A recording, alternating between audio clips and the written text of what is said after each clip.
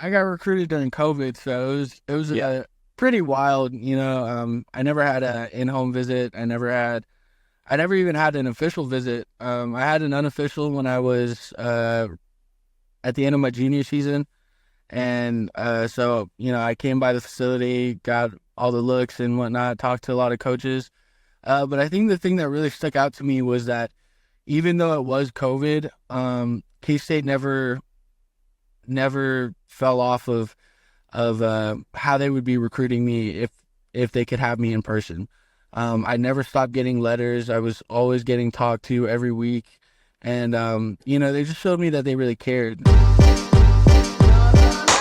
Thanks for listening to KC Sports Network, proudly presented by Emprise Bank. If you're thinking about starting a business or know someone who is, check out Emprise Bank's SBA loans. It's always good to know your options, and they can be your partner in possible. Hello and welcome to another edition of our 3-Mall Wildcat Weekly Player Spotlight. I am your host, Cole Manbeck, and really excited for today's guest as I'm joined by K-State starting defensive tackle Damian Ilalio. Before we get started with Damian, I want to remind you, as always, about our friends over at Riverbank Brewing in Council Grove who make this show possible as they partnered with Wildcat NIL to bring a K-State football player on 3-Mall each and every week throughout the season. Riverbank Brewing, located just off Main Street in historic Council Grove, just a 35-minute drive from Manhattan. Really cool refurbished building overlooking the Neosho River. Riverbank has a variety of craft beers they brew in-house, and they just released their fall menu, which includes the Sweater Weather, a Vanilla Chai Almond Milk Stout. If you're a cocktail drinker like myself, Riverbank also has you covered with numerous mixed drinks made with Lewisburg apple cider, try an apple butter old fashioned made with cider and barrel-aged Council Oak, the Cider Mule made with cider, your choice of liquor, as well as ginger beer and lime juice, and apple cider margarita as well, or many other options. Go check out the full menu at riverbankbrewing.com, where you'll also find some of the food options they have for you. They serve flatbreads as well as charcuterie boxes, chips, mixed nuts, and more. Riverbank open Wednesday through Saturday. Will be open from 11 a.m. to 10 p.m. Friday and Saturday. If you're looking for something to do leading up to the K-State game this weekend, you can also pick up beer to go from Riverbank. So if you're in the area Friday or Saturday, make a pit stop, grab some beer to go to take to your tailgate this weekend. They also have a happy hour Friday from 4 to 6 p.m. and there'll be live music Saturday night starting at 7 p.m. featuring Sean Harrison performing on Riverbank's huge outdoor covered patio, where you can also watch the K-State game outdoors if you're not able to make it to Manhattan, or go inside and watch the Cats on one of Riverbank's mini TVs. And if you're unable to make it to Riverbank this weekend, but really want to give their drinks a try, you're in luck. They're going to be at the Wildcat NIL tailgate on Saturday in the Northeast Grass Lot, serving drinks to Wildcat NIL members. Remember, you can bring 2 guests if you're a member. Go hit up our guy, Jesse, and his wife, Deidre, who I believe will also be there serving beers. Great K-Staters who love the Cats. Go support Riverbank Brewing and enjoy craft beers and cocktails in the beautiful Flint Hills.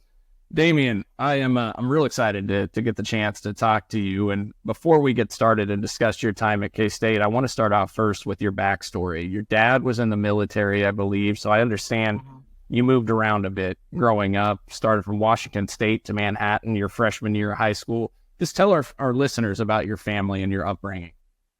Yeah, so I was born in Washington State, and my dad was in the military. He was in the Army, and so we stayed in Washington for a while. We moved to Kentucky for a little bit, then we came back to Washington, and as you said, my freshman year, I moved here to Manhattan, freshman year of high school, and the rest is history. But yeah, my family stayed over here with me for a while, and then they're back in Washington now.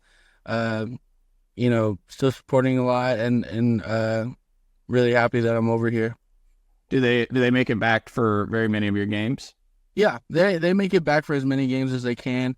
It's a good flight over to Washington on the West Coast. Yeah, I mean, they try as much as they can, and they're always watching the games. There's actually a really big K-State support group out there that watches the games at a bar that's close to my hometown in Washington. So my parents definitely go out there every once in a while and watch games with other K-Staters that are just everywhere. So That's awesome. I have a friend out in Bellingham, Washington, and I know he's actually Nice. going to I think he was at a watch party this last weekend out there with some Yeah, K-Staters at a bar. So yeah. that's very cool. Hey, you Mhm. you played high school football at Manhattan under Joe Sharts. I'm just curious, how did Coach Sharts and the Manhattan program help prepare you for success at the level you're at today? Yeah, I've said this a lot a bunch of different interviews like that I've done, but Coach Sarts and his staff, they come up here to K State, obviously, to just learn new ideas from the coaches up here, see what we've been doing at K State, and they really integrate it into a high school program, in the best way possible.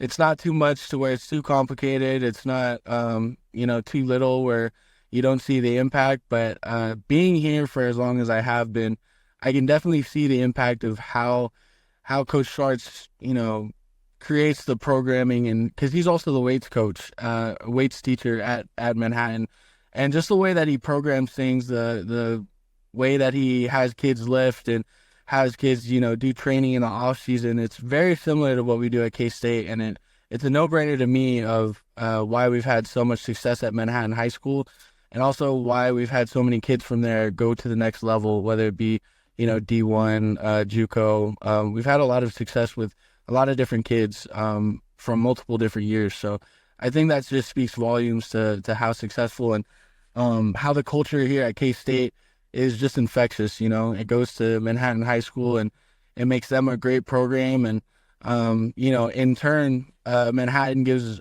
K State a lot of good products. So, I mean, it's just it's a great culture, and it's awesome to see how similar the two programs are. Damian, when did you start playing football, and maybe when did you realize, hey, I might have a future doing this at the college level? I think I started playing football in third grade, and I mean, I knew pretty early on when I first started playing. I mean, my coach in Kentucky, which is how I said earlier, I lived in Kentucky for a few years.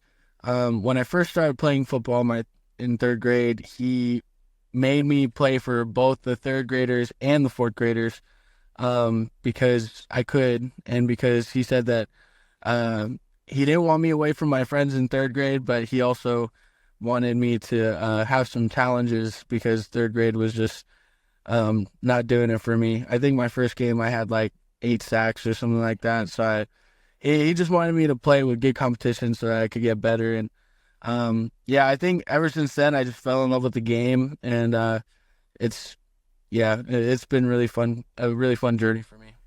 Hey, you were named the 6A Defensive Player of the Year in 2020 by the Wichita Eagle, as well as Sports in Kansas. You were first team All-State by the Topeka Capital Journal as a senior as well. You end up choosing K-State. I'm just curious, what was the recruiting process like for you? Well, I got recruited during COVID, so it was pretty wild. I never had an in-home visit. I never even had an official visit. I had an unofficial when I was at the end of my junior season. And so, I came by the facility, got all the looks and whatnot, talked to a lot of coaches. But I think the thing that really stuck out to me was that even though it was COVID, K-State never fell off of how they would be recruiting me if they could have me in person. I never stopped getting letters. I was always getting talked to every week.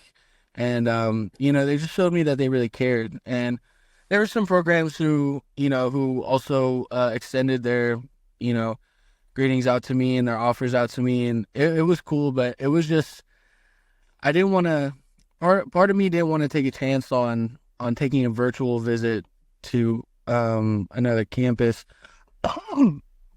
Excuse me. Okay. I didn't want to take a chance on maybe like a virtual visit, outside of Kansas, while COVID was going on, when I knew what was going on here was really, really good. And I didn't feel like, when I got the offer, I really didn't want to make K-State wait or anything like that. I really had my decision made once I got the offer, and I was really just waiting for that. You know what I mean?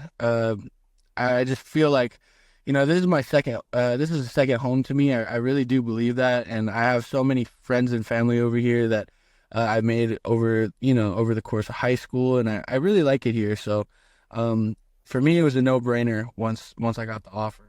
Well, that actually brings me right to the next question because, look, I know a lot of people want to get away from home when they go to college, but you're playing college football in the same city you went to high school for. Now, I know you also have moved around a lot, though, in your childhood, so I'm just curious, like, what was that decision like in wanting to go to college in the same town you played high school ball at? I think it started when I was in high school, my freshman year, right when I got here. I've been to other college towns. When I was a kid, we would go to Pullman sometimes. Or I've been to Pullman like once for an event, I think, when I was little. And so I've been around other college towns. I've been to the ones in Oregon and whatnot. But coming here, it was just different. The people really did it for me because I was never a fan of moving and when my dad was in the military, and it was hard because all of my family is in Washington. So the transition from Washington to Kansas was really hard for me when I was a freshman. And when I got here, all I got was support. All I got was, love and care from all the teachers, all the students, all the people just around, everybody's so nice over here, and it's really welcoming. And for me, who was struggling at that time, it was really impactful on me how that happened. And that's why it was a no-brainer to stay over here, because I've loved Manhattan since I got here, and it's been it took some getting used to at first, but I really do appreciate all the little things over here, and that's what it's really about, is all the little things. That's great stuff, Damian. And look, you were a big-time wrestler in high school too, two-time league champion. And you often see wrestlers carry over well to football and transition well to football, especially on the defensive and offensive lines. I think of guys like Will Gary, Travis Fritz at K-State. They were terrific wrestlers, really good defensive tackles as well. What are some of the characteristics or traits that carry over from your perspective from wrestling that help you as a defensive tackle? Yeah, I think the two best attributes that you can learn from wrestling is working with your hands, and then also just body control. As a defensive tackle, you're always working with your hands, and taking on double teams from the O-line when you're, on what Coach Tui calls a dirty down is when, they're running the ball and they're trying to get upfield. Using your hands is really important, having a good lean so that you don't fall over, or so that you don't get pushed back is really important. And wrestling teaches all of that kind of stuff. You're always in close quarters. It's all about leverage. It's all about who can outbully who, pretty much, and that's really important to have when you're a defensive tackle. Now, you guys in the 3-3-5 scheme, how would you describe your responsibility as the nose tackle in this defensive scheme?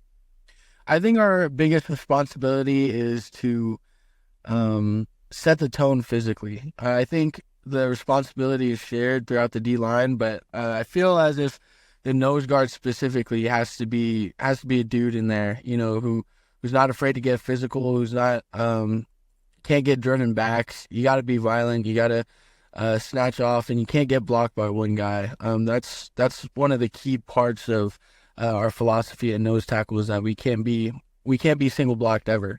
So that's just a big thing about our mindset that Coach Studi does a great job of reminding us every day.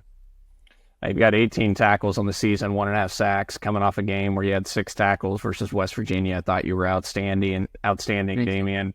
Where would you say you maybe improved the most from the start of last season to where you are today? I think it's just that I trust myself more. I do as much studying as I can. I watch film, and we go over things in practice. But last year, I guess I wasn't as comfortable. It might have been because I hadn't played as much, that many snaps before. And, sometimes I would see something and I'd be like, I think they're going to do this, but I don't know yet. So I'm just going to play it, normal or whatever. And Coach Klanderman and Coach Tui always encouraged me, trust my eyes. If I see something, I got to study enough and prepare myself, of course, as much as I can. But if I see something that I know and that I've seen before, then just trust myself. Do what I think I need to do to make a play. Do what I need to do to help the defense in general. So I think I've been trusting myself more, studying more. Definitely, I definitely realized, there's a technique to watching film. So I think my film watching has gotten a lot better too. You guys are holding teams to just 2.7 yards per carry on the season. It's the fifth best mark in the country, Damian. Last year, you guys allowed 5.1 yards per rush. What's been the biggest thing that's led to you guys being so much better against the run this season? I think it starts with that's one of the keys to any football game. Anytime you go into a tough team, you always want to make sure that they're, not doing what they want to do. And establishing the run is a very big part of what teams want to do. Establishing the run helps open up, play action pass, other elements of the game where they can expand their playbook. You know what I mean? So it's really important to stop the run, and I think we just made a really good emphasis on it. And the coaches have been, telling us about all these things over the summer, and we really just took that personally and made the intentional focus to, make that into reality. Now, I have to ask, how hard is it on you guys getting back from these road trips between 4 to 5 a.m.? Like, what's a typical Sunday, Monday look like for you and your teammates after those late arrivals home? Yeah, well, my story is a little different. I have a daughter, so I have a 17-month old daughter. So when I get back, usually I get back maybe 5 o'clock for the BYU game and the Colorado game, and I came in to my house maybe like 5:30, went to sleep at 6, and then around like 8:30, 9 o'clock, I'd hear dada, and so I'd have to wake up for a little bit. But usually I get to sleep in a little bit more until maybe like 11. But it's definitely just feel groggy on Sunday. You got to catch up on sleep. And but I think the strength staff and Coach Kleiman have come up with a great schedule. We've used this similar schedule the past 2 times that we came home really, really early and in the morning, and we used a little bit of it this week as well, because we did come back at maybe like 3 o'clock in the morning for West Virginia. So they've really allowed us to get our bodies back, and at that point it's all on you. You know what I mean? If you can schedule right, if you take care of your business, then you can get those extra naps in, and it really helps, because right now I feel great. I got good sleep last night before, and it helps because, Coach Kleiman pushes some things back, makes things, like lift times a little bit more flexible so that people can get that rest. I don't know how you do it, Damian, between football, these late arrivals home. I've got 3 kids, and I understand the early wake-up times, but for you to get woken up after getting back, it's so late. That's tough, man. I really admire and respect that. And hopefully you guys are done with those late arrivals back. Now we know Houston's at 2:30 next week. Yeah. You're in the central time zone the rest of the season.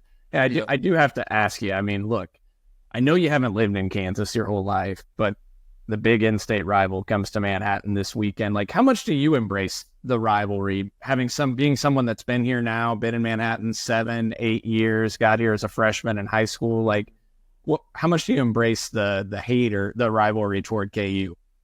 It's funny that you say that, because a lot of people from Kansas on our team, or I shouldn't say a lot of people, but there's a good amount of people from Kansas on our team that some of them say, like, we got to attack it like it's another game. We can't let all the noise distract us from the purpose of why we're here.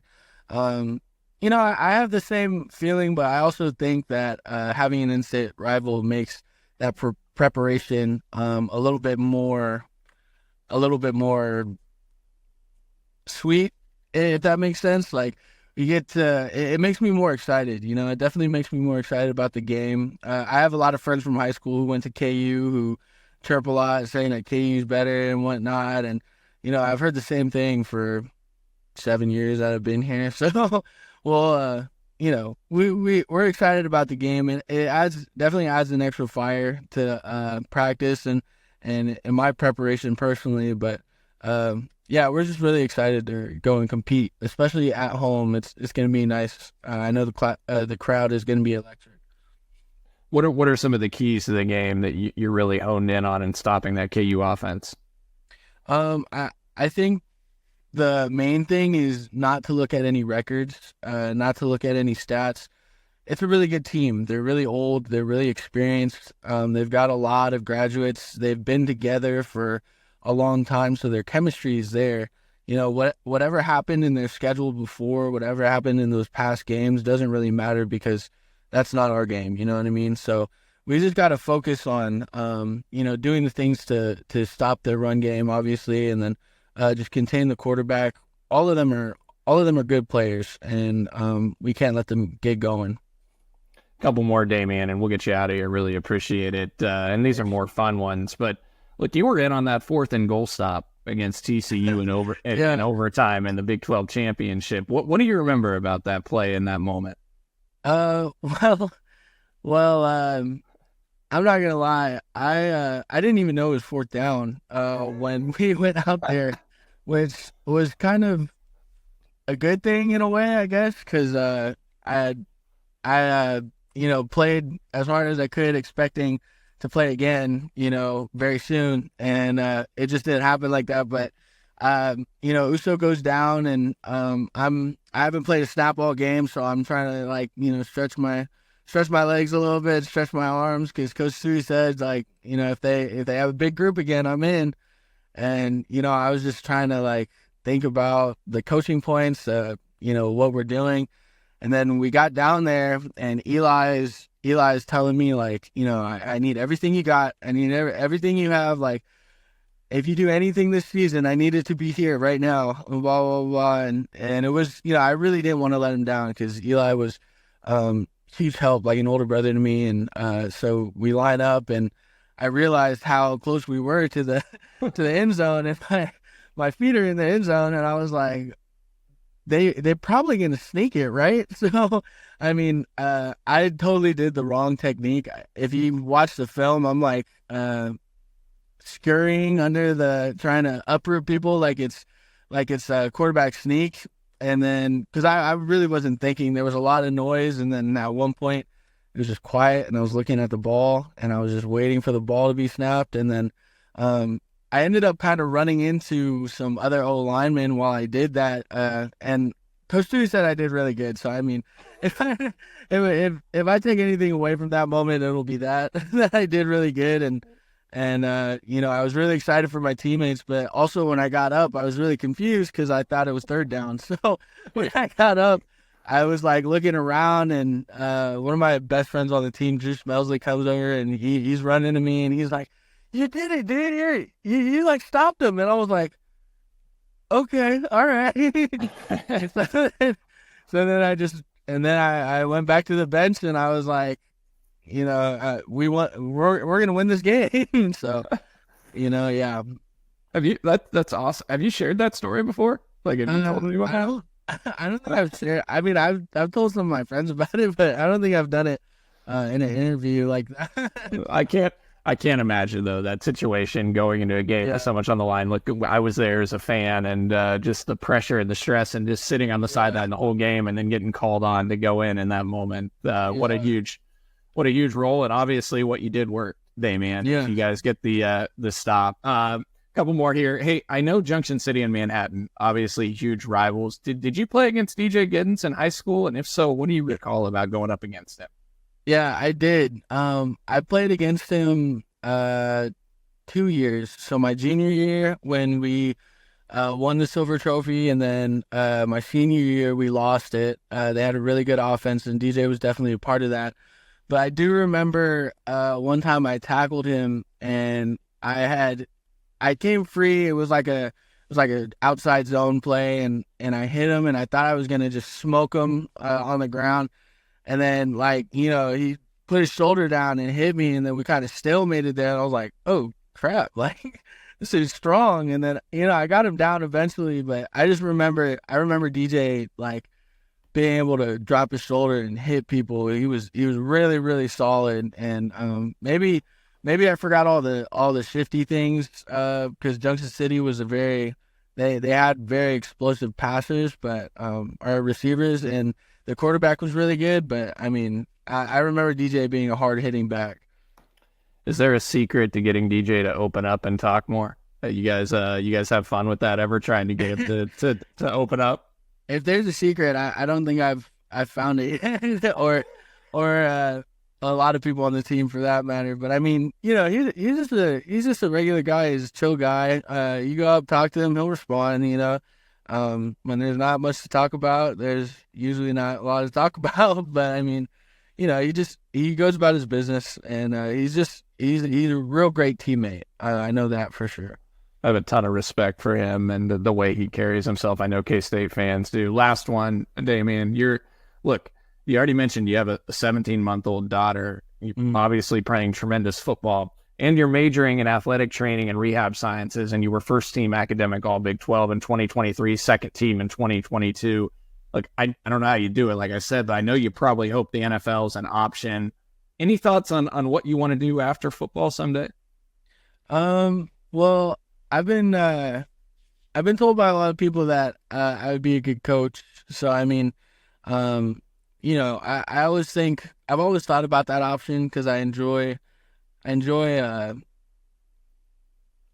game. I really like this game. I really love it with all my heart, and I know that at some point the game's going to be done with me before I'm ready to leave it, and whatever way that I can stay in contact with it, whatever way I can service it, I would love to be able to come back as a coach, whether it's high school, college, in any fashion, in any role. I would just love to make an impact on the game, trying to give back to it for what it's done for me, and it's been an amazing journey. And if the NFL is in the picture, then I'll do what I do, and I'll train like I always do, and try to go there. But it's not necessarily the end goal. Really, it's just staying in contact with the game as long as I can, and setting up a good future for my family. So that's the biggest thing to me. I think just from spending 30 minutes or so here with you, Damian, I think I could confidently say you'd make one heck of a coach. So I think you'd be outstanding. Damian, this was a ton of fun. Really, really appreciate you jumping on with us and being so generous with your time. And best of luck this weekend against KU. Best of luck the rest of the season. We love having you at K-State, and love what you're all about. So appreciate you. Appreciate Riverbank Brewing. Get on out to Riverbank Brewing in Council Grove, or go over to the Wildcat NIL tailgate this weekend where they'll be serving up drinks. Go check them out there, or get over to Council Grove and check out Riverbank Brewing. And also go to catsnil.com and support guys like Damian. Sign up for the membership tier over at Wildcat NIL and support K-State athletes and outstanding guys like Damian Ilalio. Damian, thank you so much. Appreciate you, and appreciate all of you for listening to another episode of 3 Mall Weekly Player Spotlight. Thank you for having me.